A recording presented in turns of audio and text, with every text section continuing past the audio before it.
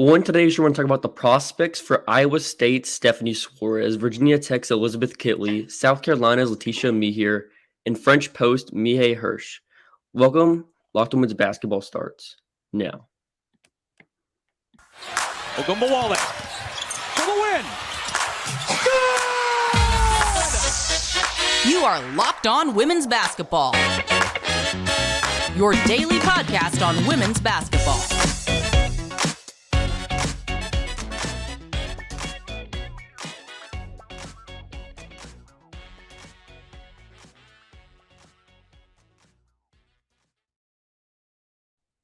Basketball. My name is Hunter Cruse, and I'm the Saturday host covering the WNBA Draft and college basketball at large.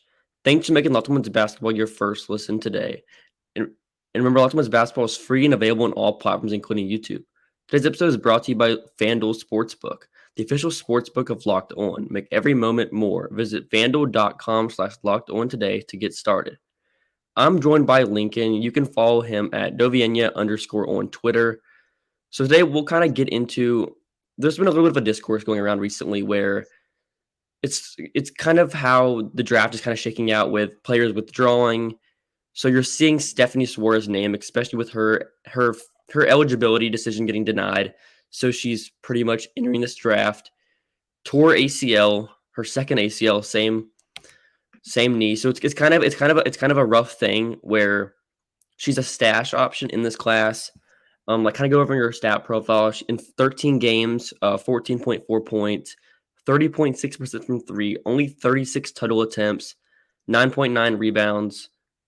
She's averaging 3 blocks a game. The tough part is she is a JUCO transfer, so it's kind of hard contextualizing how much she's done in those 13 games. So, Lincoln, what have you seen, not just besides the season, but with her FIBA tape that kind of gives you a little bit more optimism on her game? Yeah. She's shown some really interesting flashes of interior passing, both at Iowa State, playing for Brazil, and playing at the Masters University, which is like the tiny private Christian school in California, where she played for 4 years as an NAIA athlete. But that flashes of interior passing that you don't see terribly often from big prospects are the things that interest me and think that there might be something more to unlock within her game. And obviously it's the shooting and the size that are the things that pull people in. But I think that interior passing is the thing that's caught my eye the most in terms of what could make her a real WNBA player. So you'll kind of see, because she's 6'6". So the shooting, I think we've talked about it before with her off the air. Her shooting is more of the idea of her being a good shooter. She has good mechanics, so there's real intrigue of her being this pick and pop threat. She can kind of flare off. She can kind of do a lot of ghost screens and kind of just be a versatile spacer. I know you had a little bit of a comp for her, Kristaps Porzingis. So yeah, that's kind of where I'm kind of at on her game, in terms of offense. Yeah, and I just went and found her stats from the Masters University. She shot about 1.5 threes per game her sophomore year before she tore ACL. And then she shot about 35% on those looks. And then after she came back from rehabbing that first ACL tear, she shot about 2 attempts a game, a little more than 2 attempts per game, but only made 23% of them. So the shooting is largely theoretical at this point. But that theoretical idea of a 6'6" player that can defend the rim a little bit, can move fluidly in space, and is more coordinated than a lot of center prospects we see, is something that's really intriguing if you can find the shot. And do you think she has any role threat versatility? Because it's kind of hard to contextualize within Iowa State's system, because I think she only has 15 pick and roll possessions this season, a little bit over one per game. So it's kind of hard to kind of project off that small sample. Yeah, sometimes I feel like when I'm watching her, I kind of forget that she's 6'6", because she doesn't necessarily have ways to maximize her height right now, which I think could be a product of playing at an NAIA level where she's 4 or 5 inches taller than everyone else on the court every single time she comes out. But I think there could be something there as a pick and roll threat, especially on the short roll with those flashes of interior passing. I think that could be something that would be interesting if she can play with a guard that brings two to the ball.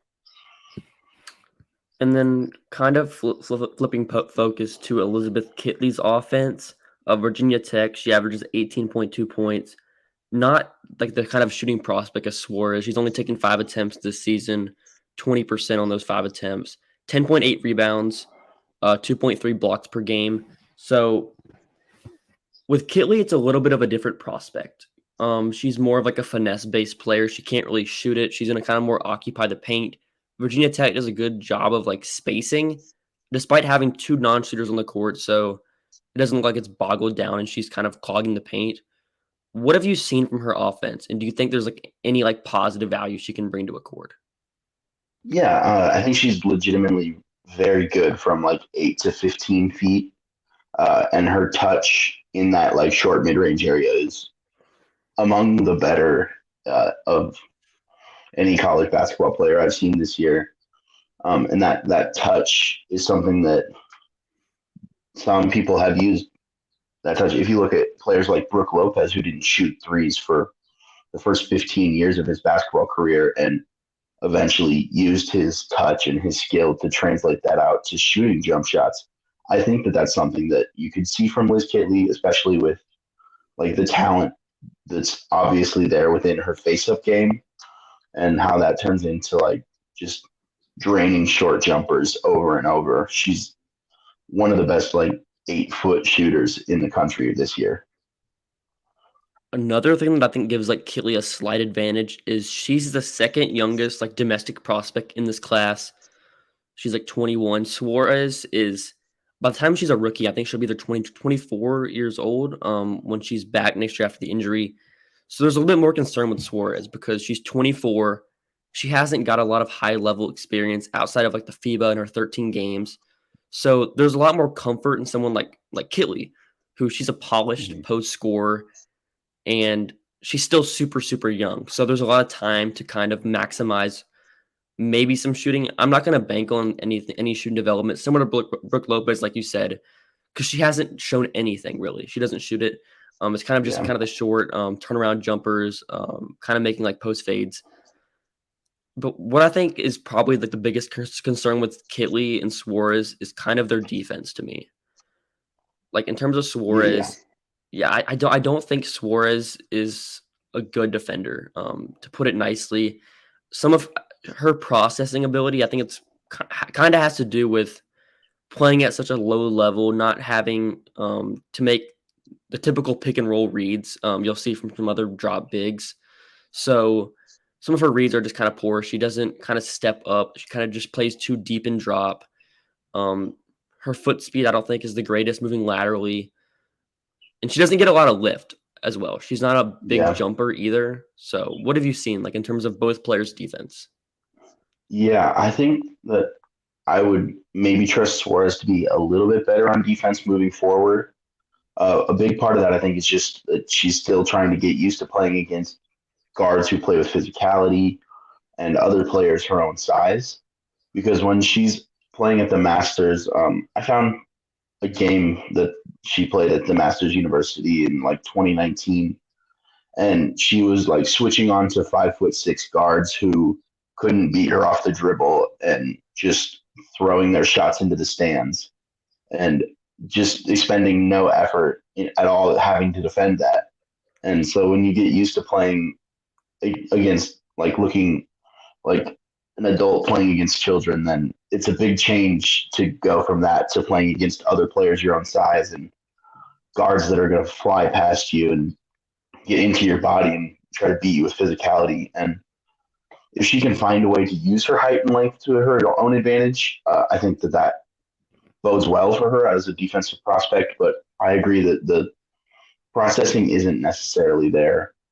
And with Kitley, I'm not entirely sure that she has the requisite athleticism, even as someone who's 6'5", 6'6", to defend WNBA post players. And with those 2 injuries to Soares, Wasn't that before that game you were talking about? Weren't the injuries that was before the injuries? Yes, before the injuries. So that's kind of what my problem is there is just some of like kind of adjusting back to the injuries and if she can kind of regain some of that athleticism that she had because we've seen some stuff like I saw she had a couple like fluid moves to the rim in transition with Brazil and at FIBA. So she has it's kind of like the idea with her game. I think we said it earlier where she has pathways to success if she can. Like, I think to be a WNBA caliber player, she has to shoot like 35% from three, in my opinion. I don't think she's a good enough defender, and I don't think she's a good enough like post scorer, and because I don't think that's like a really valuable play type with someone of her skill set and her touch. So, Yeah, I would agree with that. And just to note that she's had like, I think that she's absolutely a project that a WNBA team would have to take on, both in terms of rehabbing from her knee injury and like in terms of her development as a basketball player, because she has one of the most unique paths in the history of the W. I went and looked it up last night. There's only been 5 players who played NAIA women's basketball to even sign with WNBA teams, and 2 of them never appeared in a game. There's never been a player who played at an NAIA school be drafted in the WNBA draft since Miriam Sy in 2006, and she never appeared in a game. it's also rare to have a 5-star recruit go and play at that low of a level. So, she's a really unique case to where she had tons of offers, but she kind of turns it down to play for like a local school with family history. So after the break, we'll dive into South Carolina's Laeticia Amihere, as well as French big Maïa Hirsch. Nissan's most electric player of the week, brought to you by the all-new, all-electric 2023 Nissan Aria. I know for me, it's been a blast to watch Miami's Destiny Harden as she's led Miami into the first Elite Eight in program history. I think Lincoln can agree. She's what I would call a ball don't stop all-star, given her fierce confidence and electric energy as a scorer. That 2023 Nissan Aria is for people who love to drive. Shop now at nissanusa.com. All right, so let's talk about some of what we've seen from Laeticia Amihere at South Carolina. She kind of another unique case where she's not a starter. She plays 16 minutes a game. So she doesn't pop like off the screen in a traditional statistical standpoint. So what do you think is like, what would you give me as like the pitch for her game and if she is like a potential first round prospect in this class? Yeah, the pitch for Laeticia Amihere is pretty simple. She's 6'4" with a 6'11" wingspan, and she moves like a guard and is one of the most impactful college defenders I've seen in my life. And I think another thing, just in terms of like her stat profile, she is one of 2 high major players in the senior class to have a 6% block rate, 2% steal rate, 6% block rate, and a 10% rebound rate. The other player is Kansas's Tiana Jackson, who's a paint-bound big. So she has some unique movement abilities. What did you see against with Team Canada at the FIBA World Cup? Yeah, playing with Team Canada, she was on offense and defense playing a lot more of a traditional big role, playing as a 4, defending 4s and 5s, and that gave her opportunities that very few college athletes are given because most of the players who play college basketball in the United States are from the United States. So they're not given the same opportunity to make the senior national team and to play in World Cups at such a young age. So for Amihere at age 20 or 21 to play in a World Cup and defend Asia Wilson and Breanna Stewart is an opportunity that's not afforded. And then in terms of her offensive impact, it's kind of tough because South Carolina will have like 2 big lineups. They'll have like sometimes 3 non-shooters on the court. So sometimes Amihere is the 3rd tallest player on the court. And yeah, you don't see many opportunities where she's kind of having like the space and like the metrics of the court are so much different at South Carolina. They rebound like 50% of their own misses. So they're kind of there just clean up the glass. It's kind of like more of like a gritty style of play. So like, yeah, she's in the 4th percentile in catch and shoot jumpers this season, 10.5%. Her jumper is like a slingshot motion. She brings it from like her right shoulder and kind of throws it up there. So I think like the big thing for her is to kind of add like any sort of jumper. If she has like a mid-range, like kind of like a mid-range shot, just kind of having some other option to where, because she's a WNBA caliber defender pretty easily. You can't really comp her to many players. I know like one ceiling comp for me is Jaden McDaniels in terms of having this long athletic defender. But even in Jaden's case, he can kind of shoot a little bit. So for Amihere, she's going to be an offensive negative pretty quickly if she can't provide any other impact besides at the rim or as like kind of like a driver downhill. So do you think she's like an upside player? Do you think there's any like safeness in her game? I think that the upside is all coming from the offense. So if she can develop that at all, then she's very clearly a WNBA player because her defense is the thing that will like get her to the dance and hopefully be the thing that gets her on the court. And that's something that even you talked about with Dawn Staley was how versatile she is on defense. She can legitimately guard 1 through 5, which is not something you can really say of many players.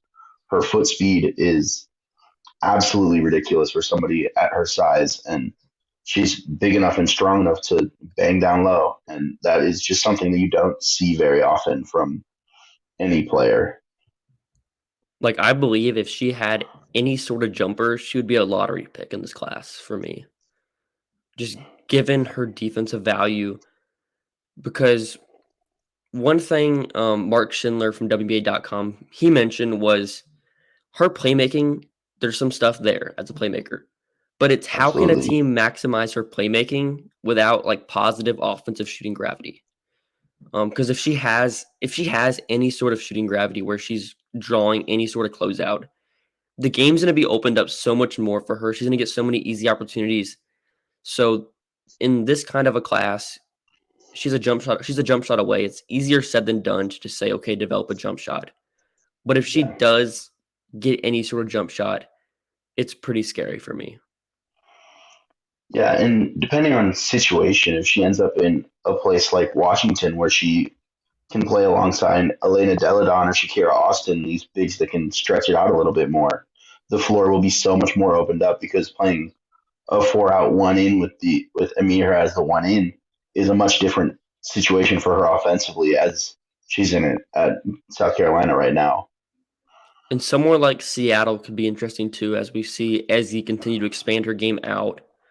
That team would have so much defensive versatility. They could legitimately switch 1 through 5 with those two at the 4 and the 5. So after the break, we'll dive into French big Mihai Hirsch. She is really interesting prospect in this class, youngest player in the class, and someone that isn't really getting talked about a lot in draft discussions. Okay. So let's get into Mihai Hirsch's game. She's a 6'5" post. She plays alongside Kennedy Burke in France. So in France, it's a little bit of a different situation where we don't really know if she's a prospect that would consider coming over just because of some of the prioritization rules. But I kind of want to evaluate her as assuming she's a WNBA caliber prospect and she wants to come over because in this class, she's pretty easily a first-round pick for me. She was 18 years old to start her season this season. Super, super young, and she has so much versatility in terms of her defense. So what have you seen from her maybe recently and just some of the stuff you've seen from her as a prospect? Yeah, she's another player who's pretty raw offensively, but has like top tier movement skills, coordination, fluidity for a player who's 6'4" bigger, and she's a really interesting defensive prospect who's coverage versatile, which is not something you can say of all the bigs we've talked about today. And has shown some flashes on offense. Uh, but because of the way prioritization works and because of the absurdly high bar to clear for draft and stash prospects, as we saw last year with Sika Kone and Jade Melbourne, it's hard for me to see her being drafted where her talent would dictate her being drafted. Yeah, like there was only 4 French players to suit up last season. Eliana Rupert, who's another French player, she was a draft and stash from France. She did come over late, so she's gonna come over late in her first 2 WNBA seasons. So that's kind of like the most recent example. So there's definitely some intrigue that she might come over, and she's so young that if she doesn't come over for 1 to 2 years, you're still probably fine, considering that she's so young, she's so unpolished on offense, but kind of sticking with her defense and kind of some of her ball screen versatility. You'll see it where they'll allow her to kind of like blitz, hedge. There's been a couple plays where she will like kind of make a play and drop, kind of ice the defense towards the baseline with her movement abilities, low center of gravity. I've also seen some good like drop defense as well, where she can kind of like backpedal well, position herself for blocks. What have you seen like in terms of any sort of like player comp of like in terms of defense recently? Yeah, I think there could be something even like Shakira Austin there, where you have this big with size, with uh, positional versatility a little bit, and just fluidity, coordination, and defensive instincts, which is just a really rare combo for somebody at 6'4", 6'5". And I think that Shakira Austin is kind of like where I feel like her ceiling could be. And then on offense, her role is sort of simplistic as like a 19-year-old playing with former WNBA players, late 20s, 30-year-olds that are professionals. So she kind of does like the simple stuff. She's a screen and roll big. She's really good on the short roll though. I think she's got good touch on floaters, runners. Do you think there's any sort of upside for her to shoot? Because I believe she's like a late 20s to early 30s shooter this season. Low volume, considering she plays like 15, 14 minutes per game. What have you seen in terms of the Yeah, jump shot? she's shooting about one attempt a game and making about 31% of them, I think. But I don't know how real that shooting is. It's a slow load up. It's kind of um, the one that's in my head. She catches the ball about 2 feet behind the 3 point line and walks into a wide open three with no one even close to contesting the shot. So even taking that shot is something that will be useful to create space against like lower defenses. And if she's willing to shoot that to maybe 3 times a game, then even at a 32, 33% clip, that's drawing the defense out and creating opportunities for her to drive or to find teammates. So I think the shooting is like an added plus. So if we're kind of like comparing these 3 prospects, Suarez needs to shoot. Kitley doesn't. She really kind of needs to shoot, considering the defense and kind of develop that part of her game. But in Hirsch's case, I don't think she really needs a jump shot, considering her defense is so versatile. In that case, do you think like Hirsch is like a better draft and stash option, considering she has more of like a well-rounded defensive profile, kind of has a more bankable skill set? Yeah, I think Hirsch definitely brings some value on both ends of the floor, which is not something you can say about a lot of 19-year-old bigs. Most of them can either play offense or defense, and it looks like she's in a good developmental situation for her at Villeneuve, or however you pronounce that French word. But I think that if her game continues at this logical progression, she could end up being a very good, one of the best bigs in the world in 5 to 6 years. You never know what exactly is going to happen with someone's developmental path, but that is a high end outcome for sure, but not out of the question entirely. And so on your board, where you at on these 4 prospects, like kind of like in terms of like the tier ranking, like where you are on them? Yeah, if I was gonna tier these four prospects specifically, I think that I would have Soares and Amihere like a tier above the other two, and that's not because of Hirsch's talent or it's just the situation and like what we know about the WNBA and draft and stash players. But I I think I would lean Soares over Amihere right now just because of the offense, but that would still be in the like 12 to 15 range for me. And then I would have Kitley probably a bit lower than Hirsch as well, just because of the defensive limitations. So I would go Suarez 1, Amihere 2, Hirsch 3, and Kitley 4 for this group. Yeah, so for me, I'm highest on Hirsch. I have her in like the 9 to 12 range in this class. Me here is kind of similar. I have her a little bit lower in like the 10 to 15 range, somewhere within there. And then I'm lower on Kitley. I have her like 16 to 20. And then same with Suarez. I have her in a similar range.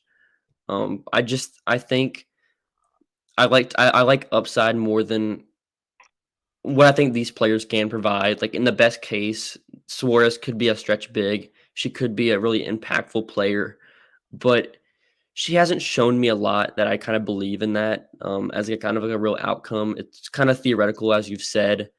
And then with Kitley, I don't think her skill set, like some of like you've seen the toughness questions. I don't think that's really fair, but she's not like the biggest center in the world. She's kind of more on the thinner side, similar to Suarez, but she just doesn't have like a really filled out frame yet.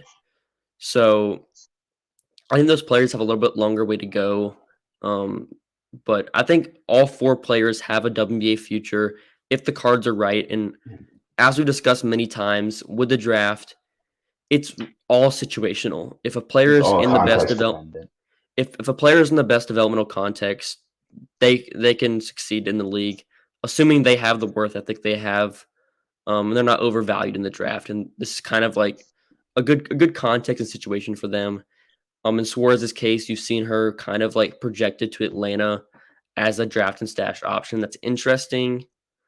Me here, like you said earlier, if she's in somewhere like Washington, that's a good place for her because they are notorious for developing shooters a little bit more. And then in Washington's terms a of good place for anyone to go. yeah, Honestly, if you're asking me, I think Washington's just a fantastic organization. and yeah, with Washington, they've done a lot of good things with Shakira Austin. That gives me a lot of promise on future prospects because they're usually a team that's built on having veteran talent, but they can mix in Yeah, rookies, and that's something that I really enjoyed of this season, seeing Shakira emerge as one of the league's best defenders. So absolutely. thanks for making Locked On Women's Basketball your first listen today, and I'll make your second listen game to game NBA. Every moment, every top performance, every result. Locked On Game to Game covers every game across the NBA with local analysis that only Locked On can deliver. Follow Game to Game on Locked On NBA, available in the Odyssey app, YouTube, and wherever you get your podcast. Next Saturday, we will talk about a couple more of the international prospects in this class. There's some other intrigues. A player in Australia. She'll be over in America for the Hoop Summit, which is fun to have the first year of that. Juju Watkins, a lot of other talented incoming college freshmen that we will discuss soon. So, bye.